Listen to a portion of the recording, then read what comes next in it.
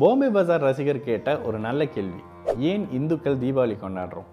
இந்து மதத்தின் பெரும்பாலான பண்டிகைகள் ஒளியை அடிப்படையாக கொண்டிருக்கும். மாசி மகமாக இருக்கட்டும், தைப்பூசமாக இருக்கட்டும், வைகாசி விசாகமாக இருக்கட்டும், சித்ரா பௌர்ணமியாக இருக்கட்டும், ஒளியை நோக்கி நகரக்கூடிய ஒரு சமூகமாக இந்த இந்து சமூகம் எப்பொழுதுமே இருக்கு. இதுல நம்முடைய விழா காலங்கள் பஞ்சாங்கத்தின் அடிப்படையில் கொண்டாடப்படக்கூடியது. பஞ்சாங்கம் என்றால் பஞ்ச அங்கம் என்று சொல்லப்படக்கூடிய அந்த அமைப்புகளில் ஒளியை நோக்கி கொண்டாடக்கூடிய ஒரு சமூகமாக இருக்கும். நாமளே சந்திரனை கும்பிடுவோம், சூரியனை கும்பிடுவோம், ஒளி இருக்கக்கூடிய அத்தனையும் விளக்கை ஒளியை கும்பிடக்கூடிய ஒரு சமூகமாக இருக்கும். இப்படி ஒளியை கொண்டாடி கொண்டிருக்கக்கூடிய இந்த சமூகம் உலகம் ஒரு நாள் நீச்ச நிலையை, சூரியன் ஒரு நாள் பலம் இழக்கிறாரு, சந்திரன் ஒரு நாள் பலம் இழக்கிறாரு அப்படின்றதை உணர்ந்து எங்க ஐப்பசி மாசம் இப்பவே எல்லாம் பார்ப்பீங்க, தொடர்ந்து மழைக்காலங்களாக இருக்கும். இது தீபாவளி வரைக்கும் தொடரும்.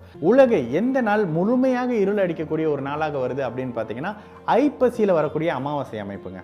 சூரியனும் பலம் இழந்திருக்காரு, சந்திரனும் பலம் இழந்து அடுத்து நீச்ச நிலையை அடைவார். அதாவது முழுமையாக சூரியனும் சந்திரனும் நீச்ச ஜோதிட அமைப்புகளில் சூரியனும் சந்திரனும் நீச்சமாக இருக்கும் பொழுது தன்னுடைய ஒளியை பூமி மேலே செலுத்த முடியாது. அந்த குறிப்பிட்ட ஒரு நாள் ஒளியை ஏற்றி கொண்டாடக்கூடிய ஒரு சமூகமாக இந்த இந்து சமூகம் வந்துச்சு. அதுக்கு வேற வேற பேர் இருக்கு, நரகாசுரம், அந்த கதை இந்த கதை அப்படின்னாலும் எப்பொழுதுமே ஆரோக்கியத்தை உங்களுக்கு சடங்குகளாக சொல்லிக் கொடுத்த ஒரு மதம் இந்து மதம் அப்படின்னு சொல்லிடலாம். வெள்ளிக்கிழமை வீடை சுத்தம் பண்ணி மஞ்சள் தள்ளி தெளிங்க அப்படின்றது நமக்கு இப்போதான் தெரியும், ஒரு ஹைஜீனுக்காக கிருமி நாசினிக்காக பயன்படுத்தப்பட்ட சில அமைப்புன்னு. அந்த மாதிரி சூரியனும் ஒளி இழந்திருக்காரு, ஐப்பசி மாசம் வந்தாலே மழை வந்துடும். சந்திரனும் ஒளி இழந்திருக்காரு, அந்த நாளில் தான் நம்ம இறந்து போனவங்களுக்கு படையலிடுவோம். இது மாதிரியான அமைப்புகளில் பூமி முழுமையாக இருள் தன்மையாக இருக்கிறத உணர்ந்த நம்ம ஒளியை ஏற்றி அந்த நாளை தீப ஒளி அப்படின்னு கொண்டாட ஆரம்பிச்சோங்க. இப்பொழுது வரைக்கும் பலருக்கும் இதற்கான விளக்கம் தெரியல. ஜோதிடம் என்பது முழுக்க முழுக்க விஞ்ஞானம். சூரியன் வலு இழக்கிறாரா, இப்போ வெளியில போய் பாருங்க, தொடர்ச்சியா இயல்புக்கு மாறாக அடுத்தடுத்து மழை பெய்து கொண்டே இருக்கக்கூடிய ஒரு காலகட்டமாக வந்துடுது. தீபாவளி அன்று வெளியே போய் பாருங்க, வானத்தில் சந்திரன் இருக்க மாட்டாரு.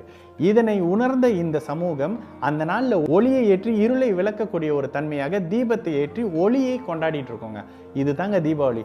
யார் கேட்டாலும் இதுதான் விளக்கம் அப்படின்னு சொல்லுங்க. கடந்த சில ஆண்டுகளாக இதை நான் சொல்லிக்கிட்டு இருக்கேன்.